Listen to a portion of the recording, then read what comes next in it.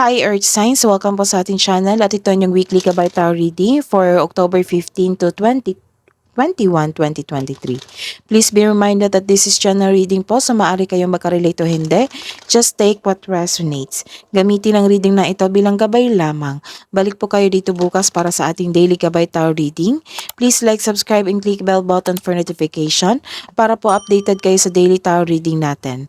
Para po sa gusto magpa-reading, maaari niyo pong makuha ang link. Nasa description box po ito. Message nyo lang po ako sa messenger. Maraming salamat po.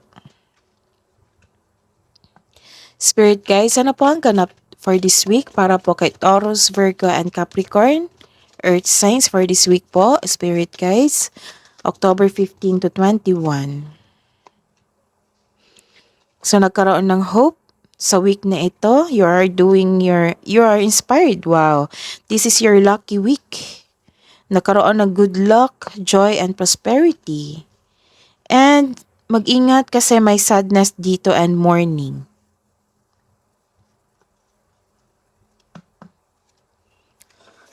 Spirit guys, ano pang message nyo po for this week para po kay Taurus, Virgo, and Capricorn? So may travel ka ngayong week? Take a risk, venture forward. View from above, get the big picture.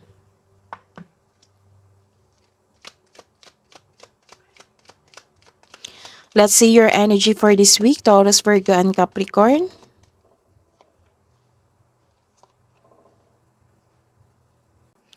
This is a reverse card. Nagkaroon ng releasing of pain, releasing of emotion. Nagkaroon din ng hesitation dito. Maaring magpahiwatig na ikaw ay nasa proseso ng pagpalaya sa inyong sarili mula sa paghihigpit, kaya magpatuloy. Ikaw ay nagpapaliban, nag-aalangan, o nag-aalangan na sumabak sa aksyon na makakatulong sa iyong umunlad. This card tells you na hindi ngayon ang oras upang huminto o maaari mong makita ang iyong sarili pabalik kung saan ka nagsimula. So you are fighting for what is right. Pinaglalaban mo ang tama para magkaroon ka ng freedom. This is a reverse card. Nagkaroon po kayo ng stagnation for this week. Nagkaroon kasi ng unsuccessful sa inyong plano or sa inyong proyekto. Naging negative po kayo. Nagkaroon kayo ng confusion. You have lack of confidence around a specific goal or lack of focus or loss of direction. May nakikita akong away dito dahil hindi successful yung plano nyo or hindi maka-move on. The advice is you need to create a concrete plan in order to regain a momentum. Impulse control ay kailangan in order to grow and take action in a positive direction.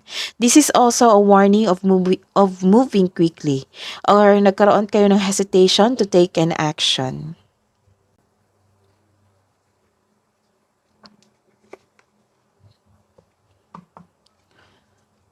Let's see your career and money para po kay Taurus, Virgo, and Capricorn for this week, October 15 to 21, 2023. Ilan sa inyo makaranas ng kaaway, argument? Opo. Nagkaroon ng argument dito, may kaaway, may sitwasyon din dito na hindi kaya yung trabaho nyo pero laban pa rin. Nagkaroon ng delay. Nagkaroon ng delay din dito at blockages. Ilan sa inyo ngayon nagkaroon ng pagkabalisa at pagpapahiya? Meron kang naramdaman ng pagkatalo na para bang ang pagtayo na para sa sarili mo ay walang kabuluhan. So, kailangan mong mag-move forward to take an action. Opo, para hindi kayo magkaroon ng stagnation for this week. Magpatuloy. So, take this advice, view from above, get the big picture. So, this is good. Kakasabi ko lang na mag-move on. You are taking the advice na mag-move on. Mag-move on sa mga nangyayari. Love advice po, self-love, partnership, romance para po kay Taurus, Virgo, and Capricorn for this week, October 15 to 21, 2023.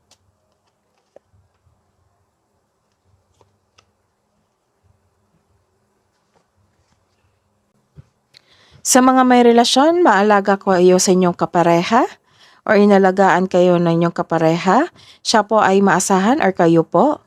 Ah, Magtiwala at magbuo kayo ng lasting partnership. Pwede din itong motherhood, fertility, and starting a family. Masyado kayong busy sa pag-aaral sa trabaho ngayon, kaya wala kang time na makilala ng bagong tao. Or wala kang time sa inyong kapareha dahil sa sobrang busy nyo sa inyong trabaho. Maglaan ng maraming oras para sa pag-iibigan. Ilan sa inyo ay breadwinner kaya naubusan kayo ng oras para kilalanin ang bagong tao sa buhay mo. Isa sa inyo, nagbibigay ng pressure, relying on you for emotional and financial support. Hidden truth po, anong iniisip mo, anong iniisip niya? For this week po, October 15 to 21, 2023. Para sa mga single, I knew exactly what I was doing. Sa mga may relasyon, I lost myself for a little while. Love advice po para sa mga single for this week, Taurus, Virgo, and Capricorn. Find a balance. Sleep on it. So, wala kayong tulog. So, kailangan yung matulog para magkaroon ng balanse. Love advice po para sa couple natin na Taurus, Virgo, and Capricorn. Love advice po for this week. Even when you feel lost, there is always a way through the labyrinth. Past lives, we reunite with our loved ones over and over again through many different lives. Kabuang advice po para po kay Taurus, Virgo, and Capricorn for this week, October 15 to 21, 2023. It's time to release negativity. So, may na-read ako dito na naging negative ka dahil sa karoon na hindi unsuccessful sa inyong plano, sa inyong gawain. So, the universe asks you to, it's time to release negativity.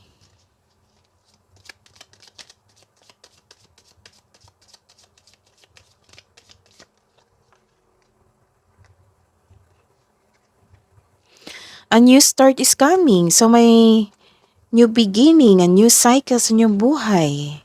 May pagtatapos at papasok na po kayo sa inyong new cycle sa inyong buhay.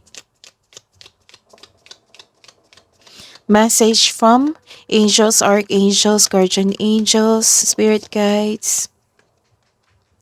Archangel Porlimiek, let nature soothe you, serve the nature kingdom. Message from Archangel Chamuel, open your heart to give and receive love. Your essence is love. That is your reading today for this week, Earth Signs. Balik po kayo dito bukas. Please like, subscribe, and click bell button for notification para po updated kayo sa daily tarot reading natin. Maraming salamat po.